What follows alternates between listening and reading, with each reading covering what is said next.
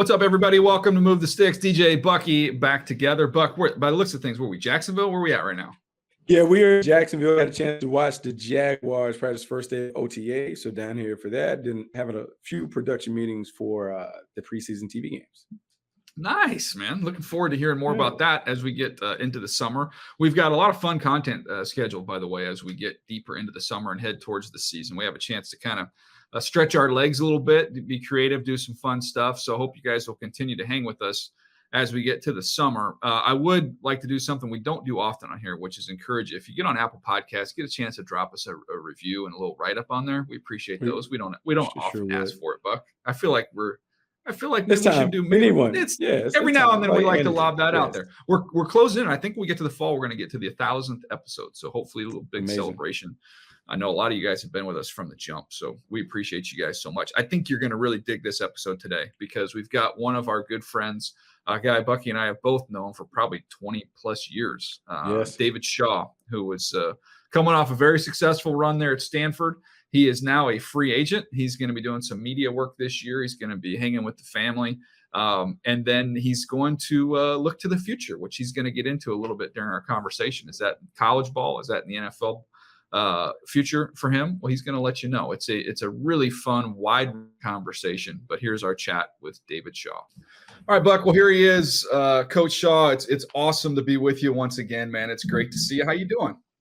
I'm doing great, especially with you guys, man. You're my guys. I haven't seen you guys in a while. It's good to catch up and do this, even if it's in front of other people.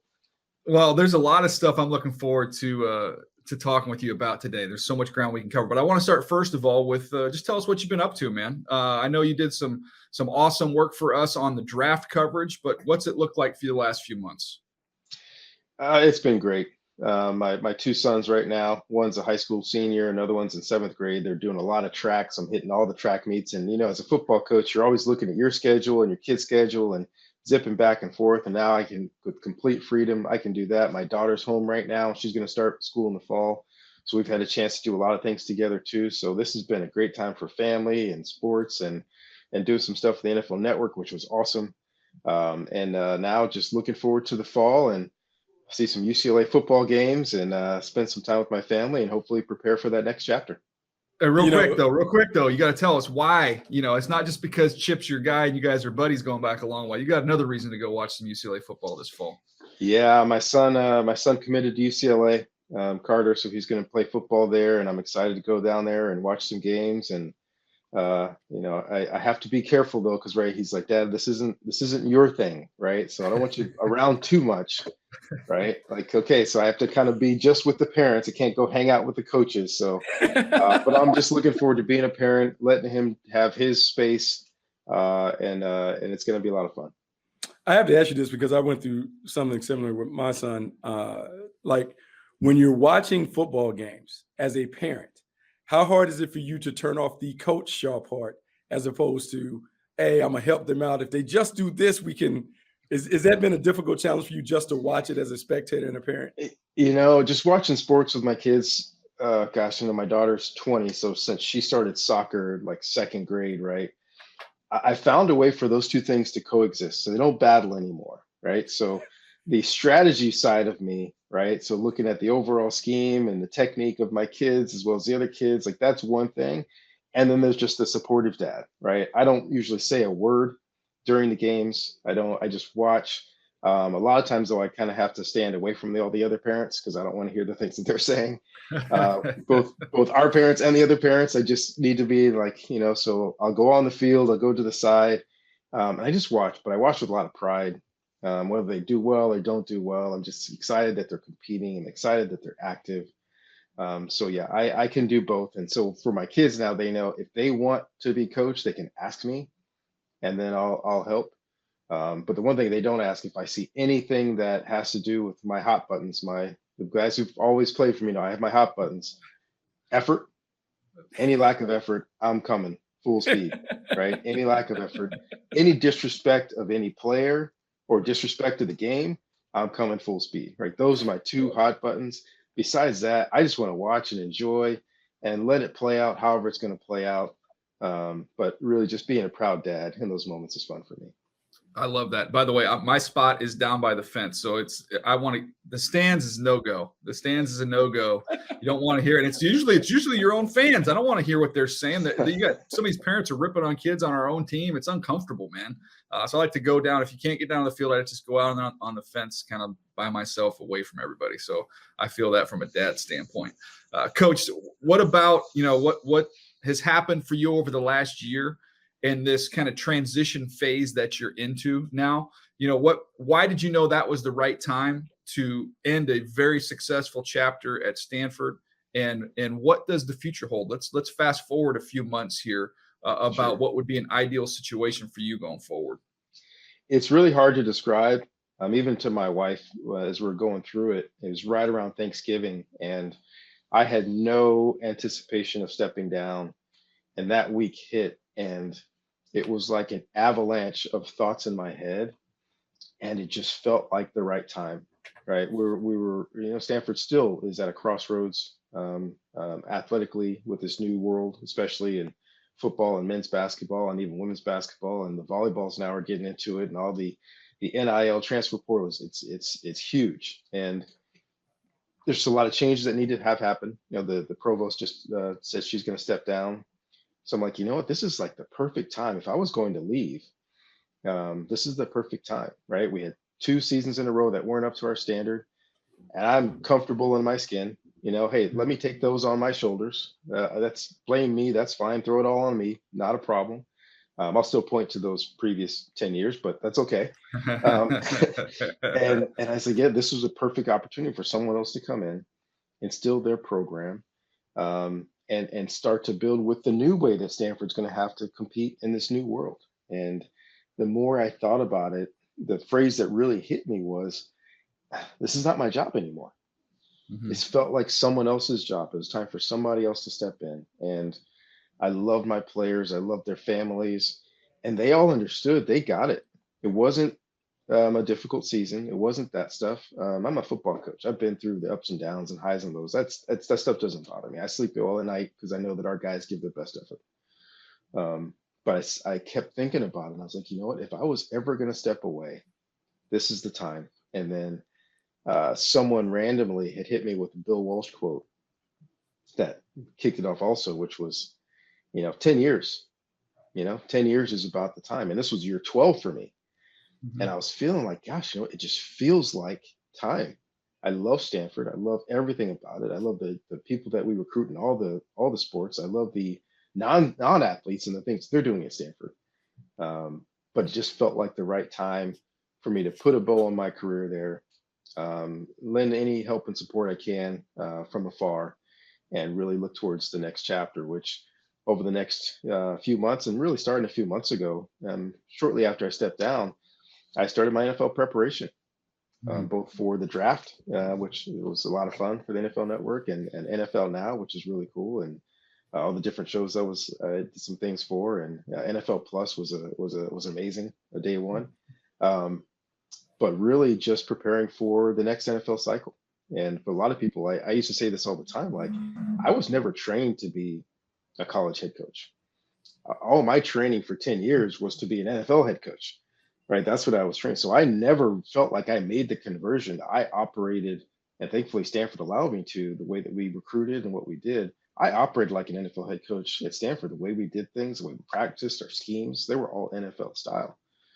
So now just switching now to going back to hopefully the NFL world, and doing those preparations to uh, see if there's a fit on the franchise side and on my side.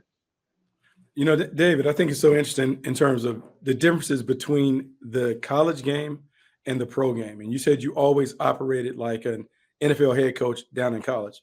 Well, now that we're preparing for life as an NFL head coach, how different is it to take what you've learned at the collegiate level and then try and apply it at the NFL level? That's an interesting question, because, like I said, I don't feel like I ever completely converted. Like the biggest conversion to me, honestly, are the hashes.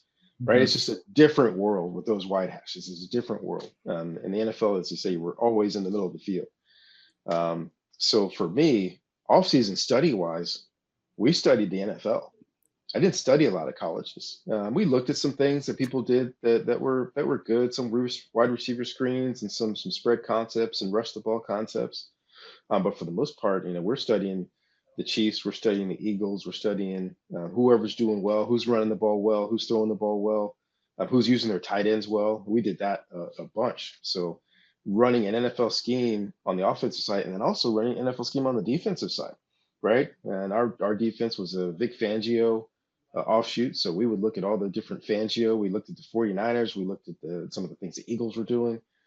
So for us, we were always, as a staff, we're always in the NFL mindset, and it was part of our sales pitch to our recruits. And every single year, including this year, you talk to our guys as they go through their NFL camps and they get their books.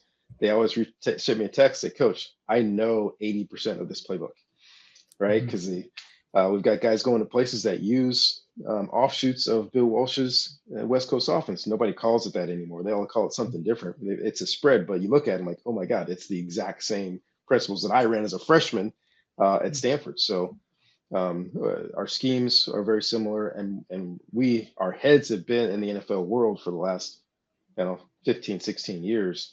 So for me, football wise, it's not that much of a conversion for me. You brought up some interesting points, Coach, and I love that you mentioned Coach Walsh because I know what he means to you. When you think about some of the things that have been in this game forever that don't change, I mean, you go with some of the core philosophies of that offense that are still obviously seen on Saturdays and Sundays every single week. But there's also change, and there's things that, some advancements and it could be not only in scheme, but also in technology. What have you seen maybe over the last year or two, or maybe even looking out into the future? Like what innovations are coming, and maybe how does technology factor into what's going on in this game? That's one of the biggest off the field battles for college and pro is that, especially being here in Silicon Valley, right? As a Stanford head coach, I was pitched so much stuff you can imagine. Hey, coach, you can do this. Hey, coach, you can do that, right? Whether it's for training, whether it's for meetings, whether it's for practice. And a lot of times high school coaches are using more things than NFL and college coaches. High school coaches right now, they have those cameras and they're watching practice during practice, right? They get through the 9-on-7 and during the water break, look at, hey, let's watch it right now. So we watch it. Hey, okay, the next period, you got to change this and you got to step with this. And so there's a lot of coaching going on during practice. Now, college-wise, there are a lot of rules about time. That you want to be as efficient as possible. You may not have as much time for that, but on game day, that's the biggest question on game day. How much more can we do? Can we have more video on the sidelines? Can they use video up in the booth? Right now, college, it's a no-no. Part of it is you have the haves and the have-nots. And my good friend Dabble Sweeney, like 5 or 6 years ago, says, okay, if we go down this path, just remember, I'm going to outspend all of you. So you can't put a cap on me. So as soon as you crack that door open, I'm going to put more money than anybody in college football. So that's been one of those things like, gosh, if we start allowing things to happen and Western Michigan is going against Clemson, I mean, it's not going to be fair. Not that would be fair right now anyway, but so that's the idea is how can we start to crack that door open, especially on the college football side, and keep it even. And the NFL side is, okay, how do we make things better? And then how do we not create unfair advantages? So that's always going to be the conversation. I was on the rules committee for college football forever, and we met every single year with the NFL rules committee. So there was a lot of back and forth about how far can we push this envelope. Now, college football wise, a lot of the stuff it's been crazy and fascinating is stealing signals. I mean, call it what it is, right? I mean, so now you've got the fake signals and the false signals and the sheets on the sidelines, because we're trying to say, okay, what are you doing? Well, okay, we're finding what you're doing before we decide what we're doing. So that's a balance in college football that is still a little bit in the NFL. They've cut it down with the headpieces, inside the helmets for the guys, but there's still some signaling that happens that coaches are still trying to pick up on. So there's always that gamesmanship. So how do you mitigate it? Did you put earpieces in everybody's helmets? That's one thing that could stop the stealing signals. But then, is that now going too far?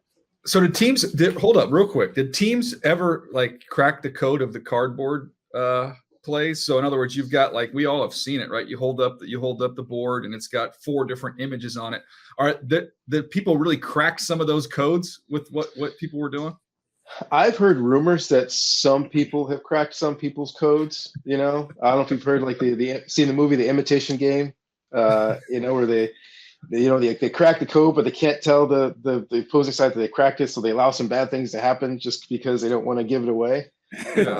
So it's like cheating and getting a B on a test. Okay, let me get this one wrong and this one wrong just to make sure. Not that I've ever done that.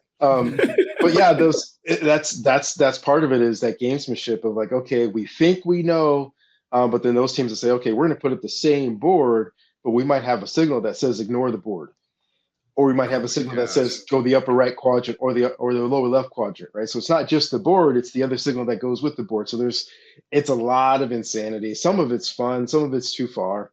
But if you can find ways to get through that, you go back to just coaching football. So that's the balance to me between, some of it, it's not cheating necessarily, but that's a battle that hopefully once you can get through that, now they're going out there just playing football.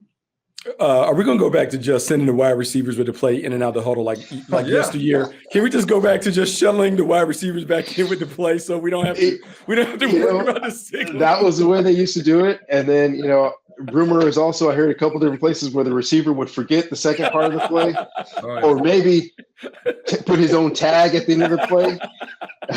So your coach said this, but hey, don't forget about me on that post on the backside. Hey, Buck, I used to have to go over to the sideline at Northeast Louisiana when I was playing for Ed Zonbreaker. I used to have to shuttle as the quarterback over to the sideline.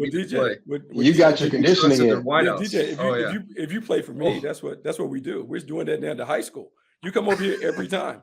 Every time, come to me so I can tell you exactly what it is, and you run back. So you get your conditioning, your cardio, your fit. You're all there. Well, that way, if the play gets screwed up, there's only one guy to blame. Like, if they send it in with the receiver, the receiver's blaming the quarterback's blaming the receiver. The coach doesn't know. When the coach is giving it to you directly, there's no fall guy. No fall guy. Coach, I have to ask you this because your style at Stanford was so distinct, right? You guys were a power football team. You were jumbo sets. You were heavy. You came downhill at people, and that style worked for you guys forever.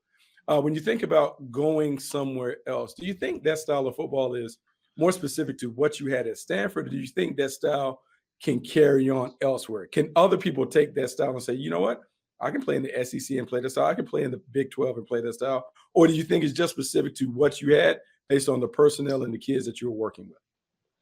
I think you have to have a philosophy, but part of your philosophy is, who do we have, right? And if you don't have the guys, there's nothing worse than trying to do something that you don't have the guys to do. And to me, I'm a Bill Walsh disciple, right? I'm a John Gruden disciple, and that's where it starts. Like, you have to look at who you have, and if you have to cater to what you do. Actually, Coach Billick used to do this with our staff in Baltimore. He said, okay, he says, I know what you want to do, but let's put up your skill positions in order. Forget about not the quarterback, but the skill positions in order. And the top 5 guys, that's what personnel you should be in, because your best players should be on the field, right? So if your top 5 offensive players, if 2 of them are receivers and 2 of them are tight ends, you should be a 12 personnel team, because that's your best players. And so for us, for years at Stanford, obviously our tight ends were the best in America. We are still tight end. You don't care what anybody says. We had that group. So to have Kobe Fleener and Zach Ertz out there and Dalton Schultz and Austin Hooper, like, those were our best players, to have those guys on the field over and over and over again. And then to have the runners that we had. I mean, Toby Gerhart was just a beast at 1,800 yards. And then it's Stephon Taylor, who was a career leading rusher. We had Tyler Gaffney, who rushed for 1,700 yards. So we had big physical NFL backs. And it changed a little bit with Christian McCaffrey, the style that we did, but it was still the same philosophy, right? We didn't have as many great tight ends. We had some good tight ends. We're still some 12 personnel, but we had some good receivers too. So we were a little bit more 11. We spread people out. We still ran the ball physical. But then, like we said, we looked at Christian. What does Christian do well? The pin and pull scheme from the Philadelphia Eagles that they ran with Shady. we hadn't done much of it before. We said, oh my gosh, this is a perfect fit for Christian. So we put that in for him, and we had guards that could pull and were athletic. So we had that group of guys. So, okay, you know what, let's do this. We had a Josh Garnett who ended up winning the Outlet Trophy, who was probably the best pulling guard I've ever been around. So now looking at your scheme, we can have the same philosophy, but now it has to look different because our players are different. Well, you mentioned CMAC. I want to ask you about that because we had this discussion. I know you had it as well, covering the draft and being involved in the coverage. You know, you got guys like Bijan Robinson in last year's class. Look at Jahmyr Gibbs.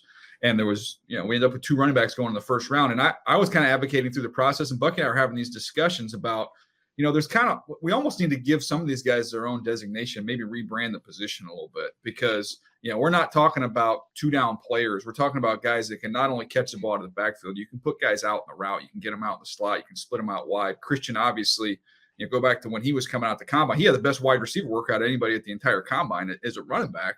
So we label nickels, right? We have corner pile. They used to always, when we were starting in the draft a million years ago, they were all in the corner pile. Then we were able to pull the nickels out and made them their own position. Is it time, Dave? And again, you could be running an NFL team next year where there's, and not saying all the running backs, but there are those special ones that I almost feel like we need to pull them out of that position. I don't know what we call it, but we almost need to rebrand it. Yeah. I would just assume call it the CMAC. Right. This is the CMAC. This is a guy that you can't put in a box, right? Yeah. There are running backs, and I agree. And I watched, of course, both of you guys all the way going through all the draft process and your podcast and your all your stuff at NFL Network and other places where I agree the position of running back has been devalued. It just has been. That's just the way we're playing today. That's fine. You need 2. Right, having 1 superstar ain't good enough anyway. You need to have 2 really good, solid backs, and they can have the same style. They can have different style. But there's a difference maker position like a Christian McCaffrey, like Bijan, like, you know, Saquon's, Barkley. Right? They're not like everybody else, right? They can get you, 1,200 yards on the ground, but they might get you 800 yards in the air. For some of those guys, they're going to get you. They could be a Pro Bowl returner also. And like you said with Christian could be a starting wide receiver in the NFL right now.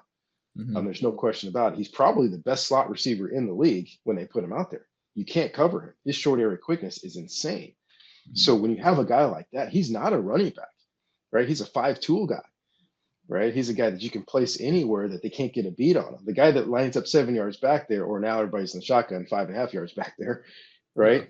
And you know where he's going and he's coming out of the backfield. Okay, great. That's a position and it's valuable, but it's not as valuable as a guy now that can line up anywhere and do anything.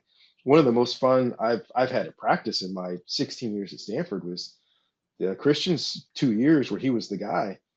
He would go to one-on-ones with the wide receivers and DBs. And I think in 2 years, he was probably covered twice. Right. I mean, he was, and he would get upset because he's like, the first route is always going to be a go route. Like, Christian, we gotta mix it up. He's like, no. He said, I need to get. Trust me, they respect you. So I want those guys to respect me. I'm going to go the first route. I said, but now they know you're going to go, and it didn't matter. He'd still run by him. He'd jump over and catch the ball. So it's one of those deals to where this guy could play anything. So I agree that he's not a running back. He can affect the game in so many different ways.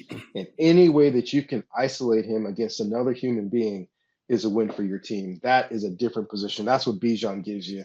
This guy can catch it out of the backfield. He can line up out there. He can go deep. I mean, how many times during the year did he go deep up the seams and just run by people and make those difficult, awkward back shoulder catches? He's not a running back. So I was wondering if anybody was going to have that in them to say, we're going to make this pick because we see it that way. And I was excited that the Atlanta Falcons did that. It's funny because I have 2 questions, but I'll get to one. I want to lean on your experience with Bill Walsh because having played under Mike Holmgren always would Coach Walsh, and everything was about what he learned from Coach Walsh. So I learned something from Coach Holmgren. I want to see if you learned this from Bill Walsh as well. He talked about practice standards, and he talked about when we are operating on offense, a good practice day is when the ball does not hit the ground. The way it's efficient, it's effective, we're in and out. When you go back and think about your time playing for Coach Walsh and all the things that you learned, when it comes to setting high practice standards, what exactly did you learn from him? Just getting the job done wasn't good enough, right? It wasn't that the ball got completed. It was the ball a foot in front of the numbers or not, right? Was the ball placed properly? Did the receiver have to break stride, right? Did you get 16 yards or did you get 15 and a half? Like, and that was Bill. Like it was like he didn't care that the ball was completed. Right? He didn't care that the quarterback got the ball off. If there was anybody near him, gosh, the line coach needs to take that tackle back over there and work on his kick steps to make sure there's nobody around the quarterback. It was the desire to reach perfection, right? And you have to have that desire. Will you ever reach perfection? Absolutely not. But that was the coach's job on practice to say everybody has to be perfect. And the Bill Walsh's analogies, I would still use them with our guys, and a lot of them they know what the Bill Walsh name is, kind of, but they don't really know. And like Bill would talk about a symphony, right? I'm not football coaches don't talk about that. They want to talk like it's a a car crash derby, gladiators. Right? Bill was like, no, like it's musical, like it has to be symphony, like everything's perfectly orchestrated, everything's smooth and efficient. And when you go back and you watch those teams, that's the way Joe Montana played. That's the way Steve Young played. That's the way Jerry Rice played. That's the way Roger Craig played. It was beautiful. It was beauty. It was rhythm. And yes, there's a violence and a physicality to it. But you watch those teams play, watch those offensive lines play with Bob McKittrick, right? And everything was just blocked perfectly, and the seams were there. So it was really about not just getting the job done, but how well can you get it done? Can you get to perfection? Can your hand be exactly where it's supposed to be? And I had one, and I still feel so bad about it because I would get so upset. Our out routes were 12 yards, right? Speed cut, ball's gonna be caught at 12 yards. And I was a Z, so I was off the ball. And that was back when we actually had to be off the ball, right? Right now, right? You had to be clearly off the ball. And my stride was perfect for 11 yards. And Bill would be on me. It's supposed to be 12. I'm like, I can't get to 12, But it was one of those things too. Like he didn't care that it was a first down. He didn't care that the ball was through. He didn't care that my route was great. He was like, can we get one more yard out of your route? So I was trying to creep up. So it was that feeling of, gosh, everything has to be perfect. And when you can find a coach that believes in that and a group of players that feels that way too. And I think that's what you see in a lot of the best teams in the NFL. That's what you see in Kansas City. That's what you see in Philadelphia. You see these teams that have enough guys that they want to do it perfectly. They want to be great, and they want to be great on every single play. Coach, you just mentioned a lot of stuff I'd like to get to here, but when we look at the quarterback position under Coach Walsh, obviously nobody did it better in terms of creating an environment for these guys to flourish, not only from a scheme standpoint, a personnel standpoint, maybe even just a psychological standpoint, kind of building that cocoon where you can grow a successful, in this case, Hall of Fame quarterback. You just saw a bunch of quarterbacks go off the board in the first round. These guys are going into new situations. What do you think is important in terms of the foundation to be put in place for these guys? Not saying they're going to be Hall of Famers, Pro Bowls, or even great, just to give them a chance. What do you have to do to give these young quarterbacks a chance? So I always approach it like a coach, right? And so for me as a coach, number one is, where is this guy?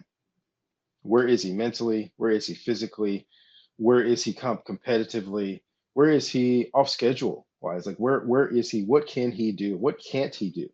Let's start there. And sometimes your answer you get to is he's just not ready, right? There's too much that he has to learn, and you can't learn on the job. You learn in practice, right?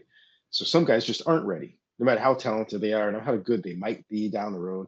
You play a guy too early, you can ruin him, and I can get fired, right? That's the two things you got to worry about. So some guys aren't ready. If a guy is ready, okay, great.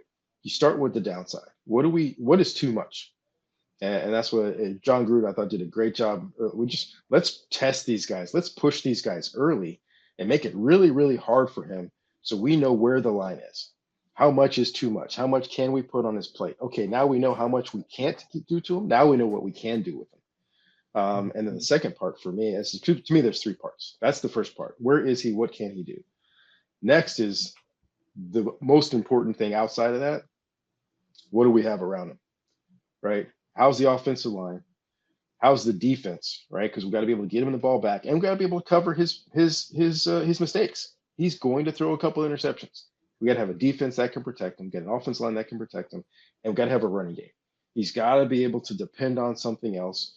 Let's say he throws a bad ball. Okay, great. We got to get him back out, get him some cheapies, but let's run the ball. Let's get some offensive efficiency going outside of just counting on his arm. And then the third thing for me is, okay, what are the weapons around him? Who are they? What do they do well? And then meshing what they do well with what he does well. 3-step, quick game, all that stuff, screens. Yeah, that's great. But we also have to throw the ball down the field in the NFL to win. So what routes can these guys run? Do we have a tight end that can win one-on-ones? Do we have a Christian McCaffrey that can make everybody's life easier, no matter what position that is? Do we have a Dalton Schultz that can be tight end, but can also win inside where the quarterback needs to step up and find that guy over the ball? So those are the things for me that we got to be able to protect him with the offensive line, the running game, and the defense. And then what does he do well? Mesh that with his weapons and give ourselves the best chance to be successful. Buck, can I ask a question for you, Bucky? I'm gonna prompt Bucky to ask the question that I love when he asks this question, because long ago he came up with this theory, which we've used a bunch on the pod, Buck, about when you have old quarterbacks, what the weapons can look like, but then maybe with young quarterbacks, what you need there, Buck. Go ahead. I just pushed you. I just wanted to push you into that. So Coach, I have a philosophy when you have a young quarterback, it's really important to put veteran receivers around them, because the reliability and dependability in terms of route depth, knowing concepts, and those things. I think it's too hard sometimes to have a young quarterback and a young receiver core, because you got a lot of learning occurring at the same time. So in a perfect world, this kind of dovetails to what I was going to ask anyway. Team building in the National Football League, DJ and I talked about, it's probably easier to build an offensive-centric team and have a defense that maybe can play bend but don't break but get stops. As you're thinking about building the perfect team in the National Football League, do you skew towards maybe building it around an offensive philosophy that we're going to be great on offense and we can be fine on defense, but we want to put our energy into building the best offense that we can build based on the way the game is played with the rules? All right, I'm going to try not to straddle the fence here. But the components all have to be there. The order with them sometimes is not up to you, right? Imagine you're walking into a team. Where's our strength, right? You may have a strength someplace that you have to play into. You have to play into whatever strength you have and then build upon that. But I'll say this: what you can't do is overreach on a quarterback because you want a quarterback. If there's not one there, then you have to find the best answer right now for whoever you have, right? Overreaching on a guy and putting a guy out there and say we're going to win, you're not fooling anybody. You got to be good up front on defense. You got to be good up front on defense, right? You look at Philadelphia, you look at what they're doing up there. We're going to beat you up front, right? And they're basically just adopting George's whole philosophy in defense personnel. But to be able to put pressure on other people's quarterback is as important as your quarterback playing well. So for me, there is a balance there that you have to have to where you've got to be able to make some things happen on the defensive side. You've got to get those stops like you're talking about. You have to have people that win one-on-one battles on the defensive side. That's interesting. We always talk about quarterbacks and pass rushers. Like, let's just start there. Who are the contending teams? Well, let's look at who has A-level quarterbacks and A-level pass rush. Those are the Super Bowl contending teams. That's like it. To get into the party, that's what you got to have to even get to the party. And I'll go back to Buck's first point, which I agree 100%. Like, if you have a young quarterback, there are a lot of variables with a young quarterback because he doesn't have the experience. Now, if you've got young receivers, now you've got even more variables, right? There are a lot of things that go out there and say, okay, this is what we practiced, and on game day, that's not what it looked like, right? And where do we start? Because they're both wrong. So there's that comfort in having that veteran presence, kind of veteran presence. Now, if you've got a special young guy like what they had in Cincinnati, you've got a special young quarterback and a special young receiver. Now, granted, they had some experience together in college. Mm-hmm. That's a little bit of an exception to where, okay, these guys are exceptional, but they're still learning as they go. But they have some really good pieces around them as well. So that's a big thing for a coach. You want to have as few variables as possible. So sometimes the more young guys you have, offense, defense, everywhere, the more variables and the more holes you're trying to plug in the dam, as opposed to, okay, we've got a veteran team. There are a lot of guys that we know exactly what they're going to do. They know what we're going to do. We're on the same page. Now let's plug these young guys in here in these limited roles until they earn more. And I'm big on that. Young guys earning the roles that they have, because I think that's also how you get your veterans to respect you, right? We're not going to turn their careers and my career over to a young guy who's just figuring it out. No. We're gonna be a veteran team. We're gonna cater our veterans' needs. This is their career too. This is what they've established themselves.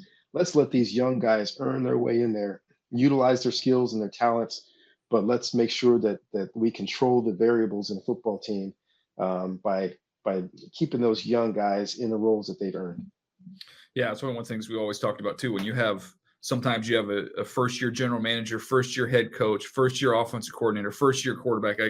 It's hard to have everybody adjusting to this thing for the first time. That's what, we're talking about wideouts and quarterbacks and man, you got to have some dudes in there that have a back of their football card track record that you can rely on. There's no question about it. The veteran presence on teams, on winning teams, is always significant. It always is. They know what they're doing. They don't come in every week with a whole bunch of questions. Hey, what am I doing? What are we calling? What are we doing on third down? Okay, got it, coach. I'm here for you. You got to have the majority of your team has to be there. When you're a young team, okay, great. Just know that it's going to be a learning experience. You may do well, you may not do well, but that group's going to learn. The veteran teams, veteran-laden teams, they win championships. Coach Shaw, I want to ask you this because we saw this happen down in Carolina where it appeared that owner David Tepper really kind of challenged Frank Reich to put together a coaching staff that didn't feature a lot of his buddies or like-minded guys. So to take a bunch of guys who had expertise in a bunch of different areas, put them together and challenge them to figure it out, to grow together. So one of the challenges of a head coach is obviously hiring coaches. How do you go about that process to say that we need enough diversity? And when I mean diversity, I mean intellectual diversity, scheme diversity in our staff to push us to be maybe something that's out of our comfort zone, but it will help us put together the best product on the field. To me, that's one of those things I love as a coach is your coaching staff. You end up spending more time with your coaching staff than with your family during the season, right? So for me, it's not just about the expertise, it's about the personalities. We're going to be in a submarine together for 6 months at a time. We have to be able to work together. We may not see eye to eye on everything, but we got to be able to work together and present something to the players that gives them the best chance to be successful. So for me, I always like the diversity of age and experience. We love to have young, youthful coaches, but I always want a couple of sage, older guys that have been through some of the wars, been through a lot of experiences, to add that experience to our staff, as well as our young, experienced coaches that are fired up and excitable. Having that combination, I think, is really important. Having varying opinions is important as well, and those different experiences are great. But we can't have such different experiences and opinions that we can't find common ground. So that's the challenge. And for me, like interviews, I love to interview potential coaches with the staff. So where there's an exchange of an ideas. Where are you? Here's where we are. Oh, that's a great idea. Hey, what about this? So can we find some common ground in those conversations? But I'm not a big fan of just finding the hot receiver coach that's going to be a coordinator. Okay, let's just bring him in. There has to be some kind of a philosophical agreement. We have to be close, even with varying experiences. We have to be close philosophy-wise, because when it's all said and done, none of us are playing the game, right? We want to give the game plan to our players and have them go out there and execute. And there can't be, well, this guy says this and this guy says this. Which one? What do we do? We have to be able to get on the same page and work with the players to help them go out there and perform and help us win a trophy. When you talk about hiring staff, one of the other things we've had discussion on here before, we don't understand. So maybe you can help us here. Why in the NFL, where you have no limits, right? You can put as many guys in your operation as you want in terms of support staff. There's some teams, and some of them have been very successful in doing this, where offensive line, defensive line. So if you have your offensive line coach, it could be your assistant offensive line coach. It could be the third guy in the room, but there's one guy in that room that's coached the defensive line, so that every single week when you're getting ready and you're game planning opponents, they can tell you this is how they're going to attack you. This is what they do. This is what they see in your group on the offensive line. This is where they're going to get you. And this is where this defensive scheme, having coached in that scheme and coached that position, this is where they're vulnerable. and bouncing those ideas off. And you flip it over to the other side as well. You think about being in that defensive line room and having an offensive line guy, and you're like, oh my gosh, well, first of all, I know offensive line play, and this left guard is a tomato can. So that's the guy that we can go at. And when I watch him, I see it differently. I see how he struggles when they're twisting from one side versus the other. He doesn't see it. It just seems like, gosh, that's such a no-brainer. And I know some very successful teams that have done this, and I know you can go too far. When you make Matt Patricia the offensive coordinator, like that's a bridge too far. But I just don't understand when the resources, there's no limits. Why would you not do that? So I mean, obviously the Patriots have done extremely well in this over the years. And my first year coaching, even though I played wide receiver at Stanford for 4 years, my first year in coaching was coaching outside linebackers and strong safeties. And it was invaluable, right? Not just for me to learn, but also for me to communicate. Okay, well, hey, here's what this scheme is. This is what they're trying to do to you when they run this curl flat. Here's what the quarterback's looking at, et cetera. So I'm with you all the way there. I think as long as you have someone on the staff with enough experience or the opposite side experience, it doesn't need to be in every single room, but I think a lot of times you can get that extra voice to say, hey, you know what? I know the scheme that they're running. Here's what gives that scheme trouble. But you can also have it from a guy like Vic Fangio when he came to us at Stanford. Vic had such great experience. He could do it on both sides of the ball. He would come back and say, hey, you know what? This hurts this defensive scheme. This is why we stopped running it. So if you guys use this, they're going to have a tough time. And then do it on the flip side to say, okay, hey, I know this is what we've been doing, but I've coached against this offensive scheme. What we've been doing is not going to work. So we're going to have to switch something up to account for what they do. So having enough of those experienced voices, they don't have to be completely on the opposite side, but as long as you have those voices on your staff to be able to give you those nuggets, because really we're not talking about overall scheme. We're talking about those minor things that help you convert one more third down or help you get one more pressure or help you get one more turnover. That's what you're looking for. Just somebody on your staff to say, ooh, I've seen this before, and here's what we should do to counteract it. David, since we're talking about coaching, this has been a big fascination on the media side where people are looking at the hot offensive coordinator and saying he should be the next head coach. Coming from your background where you have been a head coach and you've called plays, how challenging is it for you to be the head coach of the team while also being the head of the offense? And if you could give any advice to the newbies who are doing it this year for the first time, what would you tell them? I say this, my little phrase, delegation is sanity, right? What can you delegate, right? You try to do it all by yourself is so hard. There's so many different things that you have to account for. And I give Randy Hart, our old defensive line coach, who's retired now, a lot of credit. Randy came to me one time early in my first year, and he said, by the way, as the head coach, make sure you come by the defensive meetings. Make sure you come by individual on the defensive side. Make sure every defensive player sees you outside of his drill, sees you in his room, right? So you're not the offensive head coach, you're the head coach. And that was such great advice, so at that day and I changed completely. Every day during individual, I would go by and I would stand by every group and I'd watch them and I'd contribute. Much like we were just talking before, Daniel, I'd say, hey, on a defense drill, like, hey, don't forget the quarterback's looking at how your body is, right? Right. So you need to make sure you're getting it back out of there, right? Make sure that you're whatever it is, whatever tips I can give them, so they can see me as the head coach. Because when things get difficult, they want to know that you're on their side, right? You're the whole head coach. You're not just the offensive head coach, or the defensive head coach, play caller. So if you are the play caller, you got to have someone that you depend on, someone that you can banter with, someone who can tell you, hey coach, be careful of that, don't do that, or be able to say, hey, you know what, I need to step out because I got to put out a fire someplace, especially on the college side. I got to put out a fire. Hey, you take this for me. So for me, I had two when I first took over. Pep Hamilton, who was outstanding, who I could leave the room and leave Andrew Luck to his capable hands, right? Because you wouldn't just turn Andrew over to anybody, although Andrew could probably handle anything. But to be able to turn Andrew over to somebody I trust, that's like Mike Bloomgren, who was phenomenal. He's head coach down there at Rice right now, who's an unbelievable offensive line coach, offensive mind, period. I could leave the room and say, that's going to be taken care of, so I can go do something else, or I don't have to stand there and watch the wide receiver drills, right? Because that's my passion as an old receiver. I don't have to watch that because I trust my receiver coach. I have to have somebody that's there that I can depend on, and I can allocate that to, so that I can go stand by the DBs. I can go watch the defensive line. I can interact with those guys, so I can be seen every single day as the head coach of the entire football team.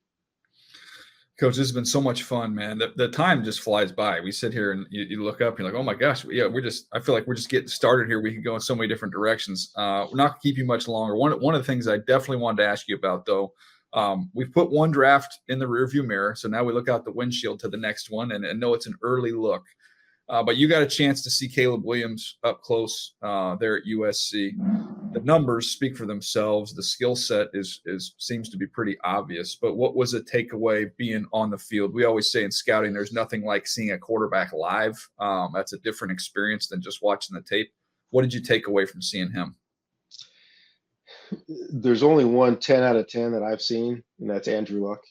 Mm-hmm. When Trevor Lawrence came out, I thought he was the best since Andrew. Caleb Williams is the best since Andrew. Mm-hmm. If he's not a 10, he's a 9.9. And the only thing I would say about Caleb is there are times where maybe he takes too many chances, because I say this with the quarterbacks, but all offensive players, like, that football has everybody's face on it, the entire organization, right?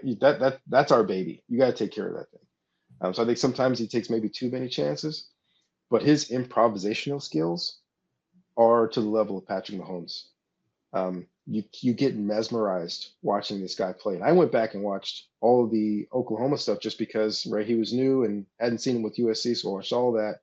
And then after we played him, I still went back and watched him because I want to keep seeing this young man grow. And special. There's, like I said, to me, that's Andrew 1 in this generation and Caleb Williams number 2. And I don't know if there's a close number 3. This guy's different. His accuracy, his athletic ability, his strength, right? So you're going to take a guy who's got Andrew Luck's accuracy, but he's got the build of the behemoth of a quarterback in Philadelphia, and Jalen Hurts. Right? He's not going down easy, right? And we played against Roethlisberger all those years. Mm-hmm. Just getting a guy clean to the quarterback means nothing, right? We got a guy clean to the quarterback. Yep. And how many touchdowns did we watch Ben throw as he's holding off our outside linebacker, looking down the field and making the throw? This guy's either going to do that or he's going to make the guy miss, and he might run for 40 yards. But you had a clean guy that should have been a sack. So he can mitigate the issues with the entire offense. If you don't block well enough, he'll make guys miss. But if you give him a clean pocket, he can deal from the pocket. But if you also let him run, it's not just about his speed like he had with a Kyler Murray. This guy's got natural make you miss ability. And what I love most about him, that the great ones all have, he plays the game with a sense of calm. Mm-hmm. A sense of calm. He knows he's better than you, right? He's going to run just fast enough that you can't catch him down the field to see if anybody's open, right? Oh, I need to pause for a second, so I'm going to let you get a little bit closer to me, and I'll throw it right before you get here. Right? It's just it happens every single game. So I don't have enough praise that I can give this young man. I'm not a big fan of the fingernails. I don't care if anybody paints their fingernails. It had nothing to do with that. Sometimes they have some not more than PG-13 messages on those fingernails, which I don't. The Utah one was the famous one that he got a lot of blowback for. Yeah, and even on ours for our game, there's some colorful language there, and I would just say, like, you are the quarterback of this next generation. You are the guy. Be that guy. Be that guy that my 13-year-old's going to look up to and say, man, I want to be like that guy. And but as far as like on the field stuff, I think he's truly, truly special. Man, I love that. Like, I love to hear that. That's like lofty praise. All the quarterbacks you've been around to talk like him in glowing light. I can't wait to really, really study him, because it's one thing to do TV scouting. It's another thing to study somebody on tape. I can't wait to put him under the scope. One of the things, Coach, you talked about, like, he takes chances, but he didn't turn the ball over. I think he had No. what, 1 or 2 interceptions during the regular season, something like that. And it's not like he's not taking chances. Like, he puts the ball in tiny windows. When Angie used to come back and work out at Stanford, there's one time I went out there and we worked together, and he was doing this deal where he's rolling out to the left, and what he would call disassociation, where he would disassociate the top of half of his body from the bottom half and make these throws with his hips twisting and put the ball on the money every single time. And I'm like, okay, yeah, that takes some work, but that takes just skill. You got to have that, right? You can get better at it, but either you have it or you don't. But you put Caleb on there, and we would say to the quarterbacks, you got to run for a minimum 3 first downs a game. You got to use your legs, etc. It's like, vitamins, right? We just need them every day. There's 5 a game with Caleb. There's 5 plays a game that other guys in college football can't make. There's 5 in every game that you just say, oh my gosh, right? And so much of college football is, you have to throw out the receiver screens, you have to throw out the cheapies. Anybody can throw those. We got to find the 3rd and 5s where you're throwing the ball between windows. We want to see those plays, the red zone plays. But for this guy, it's 5 times a game. If you cut those things out at the end of the year, you're going to have 50 plays that you just say, oh my gosh, this guy is special. I said that was the last one, but you got me thinking for one more here. And I'm curious on this one. You said your son is going to go play for Chip. I know you and Chip have a relationship. I'm excited to see your son with a creative offensive mind like Chip Kelly and what he's going to be able to do with him. He's excellent. When you look at, we talked about Caleb Williams. I know he won't be there for when USC and UCLA join the Big Ten, but I think there's the expectation that, UCLA, USC, they're in for it when they jump in there and they have to play Ohio State and Michigan and Wisconsin, all these teams on a yearly basis. It's a different brand of football. But in your opinion, can those 2 programs be successful joining that conference? I think they can be. I do. I think there's a lot of things that have to be worked out. The travel is going to be brutal. It's brutal. It's brutal to say you're going to have however many conference games, and half of those conference games are going to be on the road. And that's minimum 2 time zones away. Those guys coming back and having a short week and a Friday night game, I mean, it's hard to get those guys' legs back. And I know Chip, especially, the sports science down there is outstanding, right? They're going to find a way. But that's tough for people that are still students, right? These are still students. In the NFL now, hey, we got 2 West Coast games. Yeah. Hey, let's stay back to back. Stay out there. Yeah. We got San Diego and we got San Francisco. LA and San Francisco. Danny, I know you're with me. We'll just stay on the West Coast, or we'll just stay on the East Coast. And you just can't do that with college kids now. You have to be able to bring them back. They have to be back in their dorms. They have to be all those things. So those are logistics. But I think over time they're going to compete. The big question for me is 10 years down the road, right? Because this was a 6-year deal they signed, 8-year deal, whatever it was. Okay. I can't remember what it was. These aren't long-term deals. So are we realigning again at the end of this Big Ten deal? The Pac-12 deal, when they make it, is it going to be a short-term deal also? So are we going through this again 8 to 10 years later, where things are going to be switching again? And do we go back to 2 big conferences? Do we go back to a bunch of small conferences? Do we go back to, hey, let's put it all under one umbrella, like they talked about years ago, and just say, hey, let's just divide it like the NBA and say, okay, we're all in one conference. We're just in a bunch of different places. That it feeds now better as a tournament. So it's going to be fascinating. Hopefully I'll be able to watch from afar. From the safe distance, from a very safe distance. Watch all of these things, right? Because in the ACCs, there's all talk about that. In the Big 12, are they expanding? Are they contracting? What's going on? The next decade is going to be fascinating, because I do think eventually it's going to settle. Because with these rights they're so big. The amount of money is so massive. But streaming is taking over the world. So now, 8 to 10 years from now, are we paying are these companies paying these big salaries and these big things? Or now does it all even out? Is it almost like a tech bubble to say we spent a whole bunch a while ago, now we don't have to spend as much anymore? Yeah. So it's going to be fascinating to watch. Well, this has been awesome, man. Dave, we appreciate your time. It's great to catch up. Excited to see what the future holds. But in the meantime, I'm excited we get to have you back on here a few more times during the fall than we normally get to, man. So we appreciate you. Looking forward to it. Love you guys, man. Take care. Oh, you're the best, man. All the best to the family, man. Congrats to your son. Appreciate it. Thank you. Buck, biggest takeaways there. I thought we went in a lot of different areas. I mean, that's the cool thing. When you have somebody that is like us in terms of that lives in the college space and the NFL space, it just opens up anywhere you want to go conversation-wise.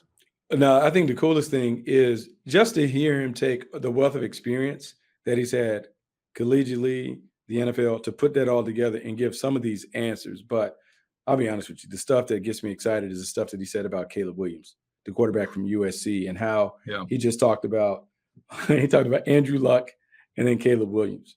And then for him to make the descriptive of the guy can do some of that Pat Mahomes-like stuff. We've heard people try and put the Pat Mahomes comparison or tag on others. But when you watch Caleb Williams and the special stuff that he's able to do, that might be the closest comparison that you can have in terms of someone who has the ability to improvise, but plays with a calm, cool demeanor where the game doesn't appear to be too fast for him. He certainly is a special player.